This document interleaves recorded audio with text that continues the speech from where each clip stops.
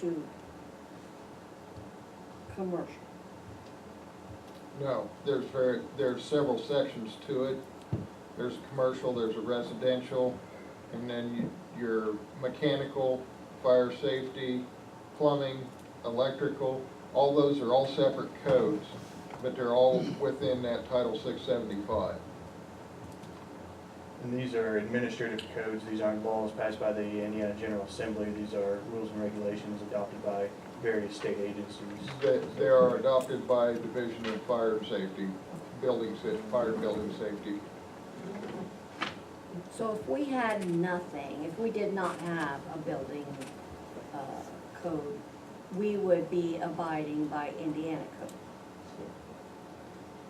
Is that correct? I'm asking. My understanding is because this is an administrative code, this isn't an actual law. These are rules and regulations, it's Title 675 of the Indiana Administrative Code.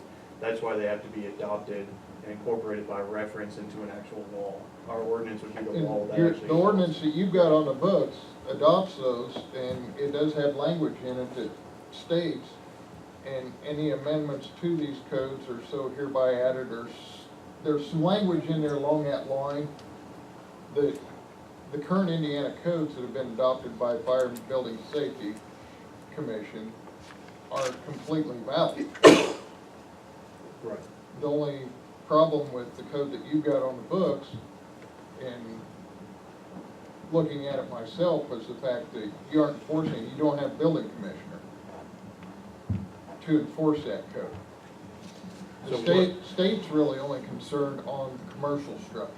If you don't have a building code on the books and don't have a building commissioner that's doing those inspections on Class 1 structures, they will assign you, when folks with a commercial building apply for a construction design release, is required by 675, they will require you to pay the local inspection fee, and then a state inspector comes up and does the inspections on those buildings. So the difference is the state would step in on commercial units and enforce that inspection, whereas on residential, the state does not step in, so. The state does no not one- step in on residential, no. They turn that completely back over to local authority. And when commercial buildings, when they have an adopted building code and a building commissioner, they send the Class 1 structures or commercial buildings, they revert that back to the local authority. And they do not charge you the local inspection fee. Right now, the state does not charge anybody within city limits of Delphi a local inspection fee.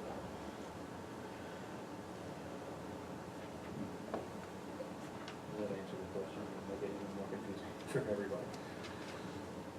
Well, when I spoke with Mackenzie, I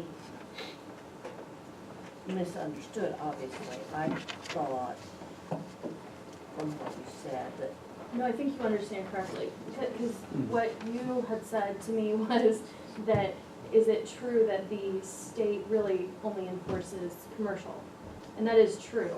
In order for the administrative code that they're talking about on the residential side to be in effect, it has to be included in one of our ordinances. So if we don't have that, it doesn't get it has no effect. Does that make sense? Am I saying it? You don't enforce it on residential if you don't have it. Well, yeah, we've adopted it, we just don't enforce it like everybody else does. So We don't have inspections, don't require it. what we had discussed is true, there would not be enforcement on the residential by the state. I guess, I don't know the answer to this, is question why that is. Do Class 1 structures, is there a state law which incorporates the Indiana Administrative Code for Class 1 structures? A lot of it's time and workforce. They don't have the workforce to employ enough inspectors to cover all the residential as well as, and that's one they kind of chose to leave out, but because Class 1 structures are commercial buildings, you've got employees and members of the public in those buildings. They want to make sure that they're safe for the general public.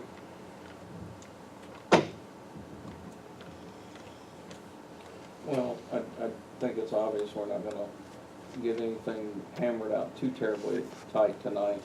I mean, you gave us 50 pages and we had maybe just Well, let's- a little over 24 hours to look at them. If you don't mind, could we cover just one more, at least start discussing?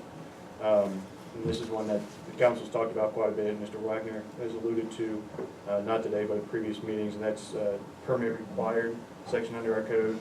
So our code provides a permit must be obtained before beginning construction, alteration, or repair of any building or structure if the cost exceeds $500. That's something that Mr. Wagner just said is unnecessary in our code. Let me find that of another municipality. Is that not one that seemed kind of okay? It's kind of Shelbyville. Shelbyville or Greenfield.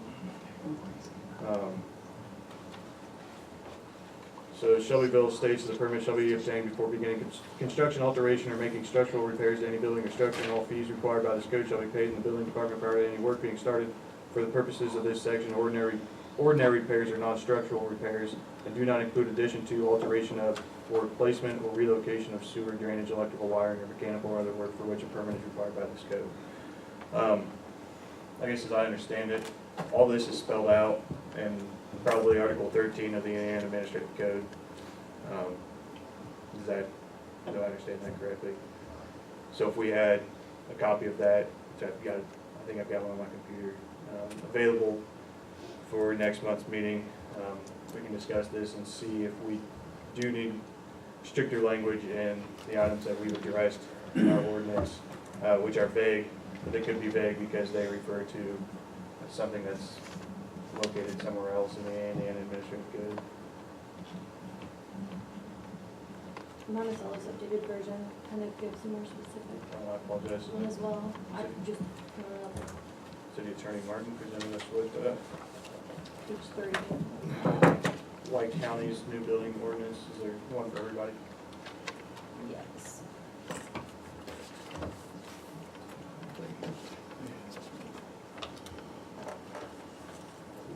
It's pretty simple, isn't it? Something to look at. Where'd you say it was? Page 3, here you can use my Oh, permit required. Section 9 on page 3 is what Monticello is getting ready to enact. Or what, White County? Sorry, White County.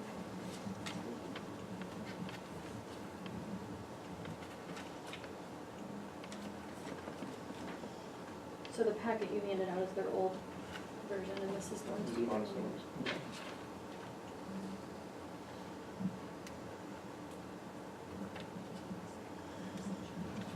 I wonder if we look at Article 13, if that would follow the same language. Let's look at it in there.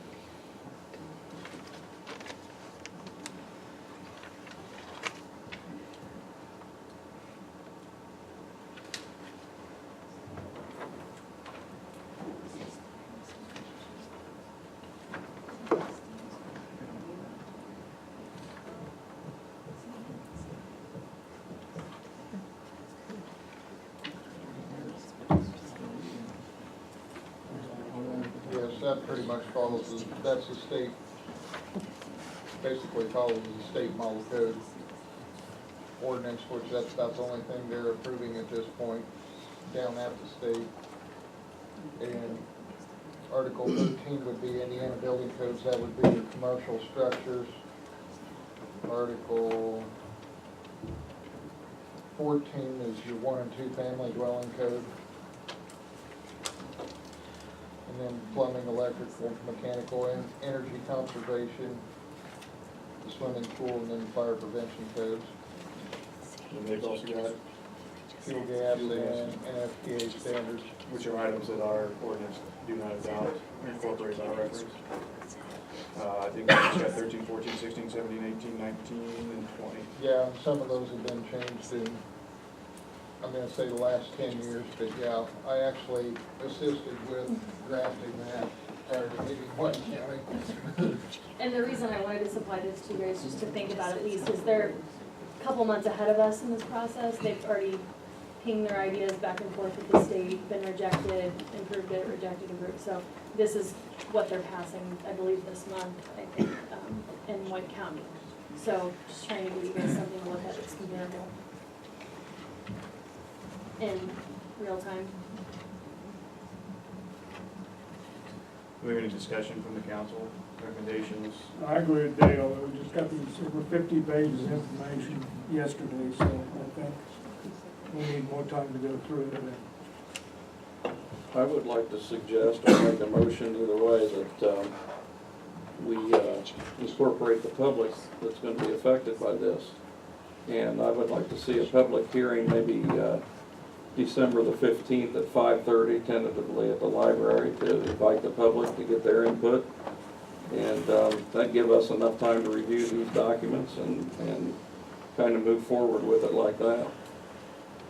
Well, what input are we, if we don't have some documentation, what kind of input are we gonna have? I guess that's what I'm questioning. What are we asking? We've already had public meetings on it. If we don't present them with something, Well, I guess that's my question.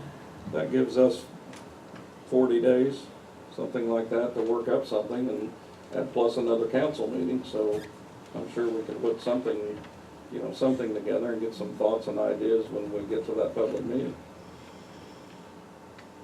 Well, as long as we have that, yeah.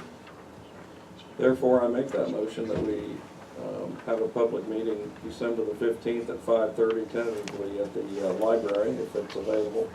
Why the library? Sorry, I don't mean to interrupt your motion, but is there any opposition to it? Well, every time we have a meeting up here, you limit people who can be up here because of them stairs. I mean, we have it at the library that people can attend. If we get the amount of people that we had for the meeting a couple months ago, I don't know if we're gonna have space in the library. Could I talk to the school and see if they have availability? I'd start the library and see what your public interest is, and then kind of go from there. So please proceed with your motion. That was my motion. Okay, so we have a motion on the floor to have a public hearing on December 15th at 5:30 at the library, subject to their approval, location for a public hearing on building regulations. Well, prior to that, would we have, this is a question, a work session or something? I mean, I'm not just a legal wizard here. Well, and that's, I guess that was my question too. Am I preparing something? I think I missed something. It's gonna take some time to go through all this, that's my point. Yeah. To have something, you know. Well, I think in the Indiana Administrative Code, I mean, the electrical code was over 800 pages long. The mechanical code was hundreds of. Well, I agree, I think we have to come up with something to present before we get another public meeting. Well, I mean, his motion can stand, but if we have 40 days, we can certainly work in a work session in that time frame. Could we not? I mean, if I go to a public hearing without somebody helping me explain or understand this better, I'm no better off than I am tonight. Well, Well, we will have another council meeting before. I know, but we can't. I believe you're right though, Carolyn. I spend- believe we need to have a work session for all of us to find, to say, It's just hard in a public meeting to ask all the appropriate questions without sometimes being bullied, sometimes being belittled. And that's certainly been happening with this issue. And I think it's time that, we just look at it and say, okay, what do we want to accomplish here? What are we accomplishing? And so, I think a work session prior to this December 15th meeting can be arranged. Well, then, with that information, then I'd like to modify my motion and make my motion to be a work session on December the 15th at 5:30, and have that up here, and then that way we can prepare for a public meeting later down the road. So we have an amended motion to have a work session on December 15th at 5:30 at City Hall, with the understanding that there will be a public hearing later on after we have an opportunity to fully go through our ordinance on building regulations. Do I have a second? Second. We have a motion and a second. Do we have any other discussion? So since that's after the next council meeting, am I not preparing? Do you just want to skip this topic for the council meeting in December? Okay, so just don't, okay. All right. So we have a motion and a second. Any other discussion? All those in favor? Aye. Opposed? Motion carries. Work session on December 15th.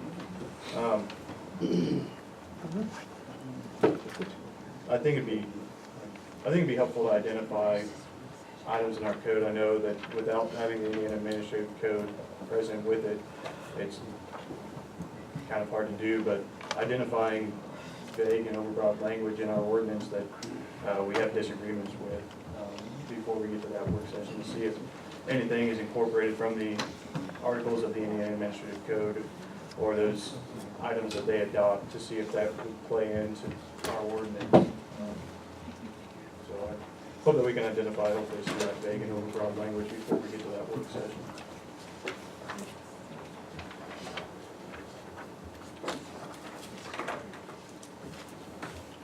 Next item on the agenda is discussion of intersection of Union and Main Streets. I still haven't heard back from NDOT. One thing that I think we didn't really talk about at the last meeting was that intersection is gonna be on a timer. They're gonna have, or not on a timer, it's gonna be on sensors next year, once NDOT comes in. I talked to NDOT's representatives. They said they could be starting in April, but they didn't specify what section of road that's gonna be in, whether, because I think they've got some work over near Flora at the same time. And I think construction could last until November, December of next year for that asphalt replacement from just south of Armory Road to the stoplight and west out to the railroad tracks. So we'd be looking at sometime between the 4th and the 11th or 12th month of next year before the sensors are put in the ground. They called me off again, and I didn't get a call back about a delayed signal at that intersection as opposed to a turn arrow.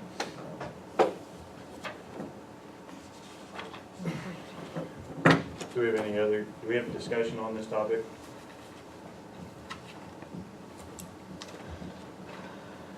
So, Mr. Mayor, we want to table this until INDOT gets the sensors put in. Is that what you're proposing? On this forward stop sign or whatever we're gonna do here at Main and East Main? It's not my recommendation. I personally don't see a concern with that intersection, but I know the council sees a problem of traffic backing up into the intersection of Union and Main due to the timing of the stoplight at Washington and Main. The reason I ask that is because when I talked to Mr. Lyons, we had him in the last Board of Works meeting. If you remember, he said something about that he would like to see that left alone for right now until they get all of the East Main Street, work that they've got to do, down East Main Street and figure out how the signal's gonna come out, once the INDOT does put that in. I think it's, Mr. Lyons, if I could paraphrase, it's your recommendation that we leave the topic of intersection alone until NDOT has the signals in place at the intersection of Washington and Main Street. That was a topic at the meeting, correct, and if I remember correctly, in my personal opinion, which is just my personal opinion, I think that it would behoove us to wait to see how that timing works, but that's just my opinion, and my opinion is just mine, so. Because I don't know what that timing is gonna be like, or what it's gonna look like, so. I appreciate Aaron, I mean, he certainly has more experience with that than we do, and he's here watching, and, you know, I think it's wise to wait. I agree. So, could we put that in the form of a motion, tabling until sensors are installed by NDOT? So moved. Second. We have a motion and a second to table discussion of a four-way stop at the intersection of Main and Union until NDOT installs sensors at the intersection of Washington and Main. Do we have any other discussion? All those in favor? Aye. Opposed? Motion carries.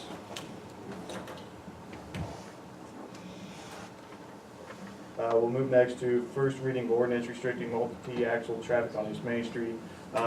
Before we go to first reading, a couple different versions of this, and I apologize I didn't get this to you soon. There's a revision. I know at last month's meeting, we talked about axles, restricting it due to number of axles and not by weight. Part of the problem with weight is that a lot of trucks weigh over 20,000 pounds. Those are just work trucks as opposed to semi-trucks. So we had that discussion. The axle restriction that City Attorney Martin first gave us had maximum weights, where that you could not have a vehicle or combination of vehicles operating on the streets, alleys, and highways of the city. They can't weigh in excess of 20,000 pounds on any one axle, or in excess of 34,000 pounds on any tandem axle. What we have, what I just passed out, excuse me, does not have that same weight restrictions per axle. And while because I got it too late, I guess I'd make the recommendation that table until December. The frost law starts in December, so we'll have December, January, February, March, April to discuss this topic before the frost law runs out. I don't know as much about axles and trucks as, say, you, Councilman. Right. So I think, having an opportunity for you to review this and give recommendations, I think specifically the second document would probably work, is closer to what we were talking about last month. See that when you drive an 18-wheeler, you have, well, it used to be, I don't know, they may have changed it since I retired, but your load limit was 80,000 pounds. That's what you could weigh on a 48-foot trailer. 45-foot trailer was the same. You get 80,000 pounds on it. That's including the tractor, trailer, and your load. 34,000 pounds on your, what they call your steering axle. And on your back axle was 34,000, roughly 34,000 pounds. And then your drive axle was roughly 9,000 pounds, which average overall was 70-some thousand pounds. You couldn't have go over 80,000. Of course, we got a lot of trailers in that weighed over that, but we were not be able to allow a truck to go out of our facility over 80,000 pounds because of the highway restriction. If the truck driver got caught, okay, now the way you do that, if he come in with empty fuel, you had a chart that would tell just about what his truck should weigh if he's completely full of fuel. Whether he carries 500 gallon or 1,000 gallons, at 8 pounds a gallon, you know what he's got. So anyway, you would take that, and you would have to take that off of what you could actually put in his trailer. Okay. Because if he goes out over 80,000, he has a wreck, it comes back on the company. It actually comes back on the company. Yes. Bottom line is, the state law is 20,000 pounds per axle, maximum. Now, that doesn't mean you can carry that on a pickup truck, but if they weigh you and you weigh more than 20,000 pounds on any axle, you're in violation. That's why you use 2-axle trucks. They could weigh up to 40,000 pounds, okay? But you can't weigh a truck, you don't have the ability to do that. Policeman can walk up and say it's got 2 axles. That's pretty simple. It's got 3 axles, you're in violation, or 5 axles. So that's why they use the axle limits instead of the weight limits. Right. So what's the recommendation on the number of axles that shouldn't be allowed? 2. 2 or more? If you say 2 or more, 2 axles, maximum 2 axles, that limits you to 40,000 pounds. The maximum any truck could be on that road would be 40,000 pounds. Since you can't weigh them anyway, you don't know whether they weigh 40,000 or 80,000. But it's a state law, and the state would have to enforce that, okay? Well, it's the weight, but we could. It's the weight, We right. could limit it by the number of Yes. axles. Yeah, you're not gonna find very many trucks that are gonna weigh more than 40,000 pounds on 2 axles. You just won't find very many of those. So, it doesn't make any difference about any of the other stuff. If you limit it to 2 axles, you're gonna, that's the only way you can do it, because enforcement people can't make a determination of weight, unless they have a scale. And they used to set out here by, right on Main Street, and the state would do that. They haven't done that for a long time. But that's to catch those guys. But like Mike said, much better today, because the Stone Quarry and Andersons and anybody who loads trucks will not load you out if you're illegal. And that's really a great thing to happen. So the state doesn't do much weighing anymore, because most of those trucks are legal. But limit the number of axles, and you'll limit the amount of weight you're gonna get on that road. So this second revision by Ms. Martin, I guess the primary language, no person shall operate any vehicle in excess of 2 axles upon any of the streets, parts of streets, or locations described below while signs are erected giving notice thereof, except that such restrictions shall not apply to the necessary local operation on such streets for the purpose of picking up or delivering materials. So nothing in excess of 2 axles on, we would have to amend this to say East Main Street between Washington and 300 North. I'd say legally licensed trucks, okay? Someplace that it's a licensed vehicle, okay? Because the Stone Quarry has trucks out there with 250,000 pounds on 2 axles. And they're not really driving down the road because they're not legal. But yes, I think you're on the right track. We recommend then, for simplicity, that we just get rid of that first draft and only operate on this one that discusses axles. The one with weight limits then is, based on what you are all saying, is not gonna be workable. So the one with weight limits is the one that's included with your packets. The second one that we're discussing is the longer one on legal paper. Well, like you said, the frost law will get us through to April. Let's go ahead and table this, and then we can study it and make sure we're doing the right thing, and be able to talk to some of the providers also. So I make that motion. We have a motion to table this discussion. Do we have a second? Second. We have a motion and a second to table the discussion of actual restrictions upon vehicles using certain roadways. Any other discussion? All those in favor? Opposed?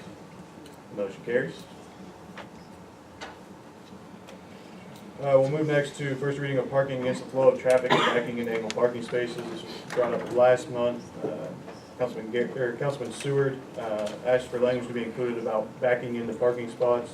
So this has been changed from what it was last month.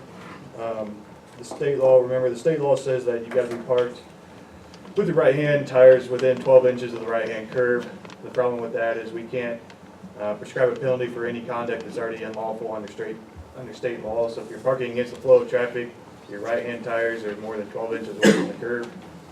So it's covered under the state law. So it was amended in this ordinance to the right-hand tires of the vehicle parallel with and within 10 inches of the right-hand edge of the roadway. And then additionally, instead of to prohibit backing into a parking spot, we've added the language where angled parking is permitted, except as provided in subsection D. A vehicle stopped or parked upon a roadway in an angled parking spot must be stopped or parked with the front bumper of the vehicle within 10 inches of the curb. This section does not apply to vehicles making deliveries so long as such parking complies with all other parking regulations in force in the city. Do we have any discussion about this ordinance?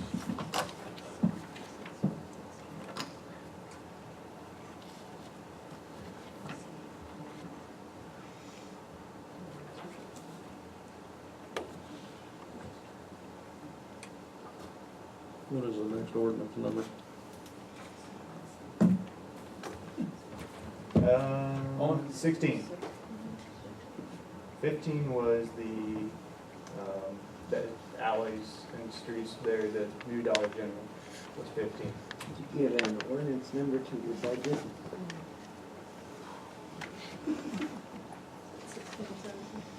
I don't know. You did not, so sooner or later you've got to. So that was 16, this is 17? Alright. Ordinance number 2016-17. An ordinance amending Title 7, Chapter 71, parallel parking, roadways with adjacent curbs, regulations, and motorcycles.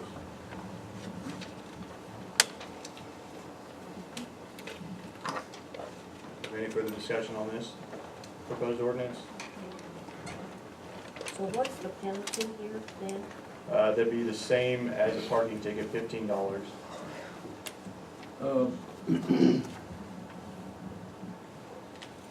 In section D. Yes, sir. Did I read that right? I have a couple of truck drivers that park their tractor at their home and use on their road when they go to work. I'm wondering if this will restrict them from parking their tractors at their home so that they don't have to, because I think they're owner operated tractors for semi. Will they have to have a permit for their tractor to set it there? Do they park on the actual roadway? No, they're parked off on their own property. No. This only applies if you're parking on a roadway. Really what we're trying to do is be able to assign a penalty that doesn't have court costs on it for parking against the flow of traffic, as well as for backing into angle parking spots. I wanted that to be clarified for me. Thank you. You're welcome. Any other discussion on this? But didn't Jeff Watson bring up if somebody is loading something into the back of a vehicle, and they're backed in? I mean, I saw that just today at the hardware store. You know, a truck was backed in and they had the back door open and they Right. And that's subsection D states that this does not apply to vehicles making deliveries so long as their parking complies with all other parking regulations in the city. they're not making deliveries, they're picking up, but whatever. Well, would we like it amended to? I mean, I'm not trying to be technical, but it is different. Picking up or delivering materials, Okay. would that be sufficient?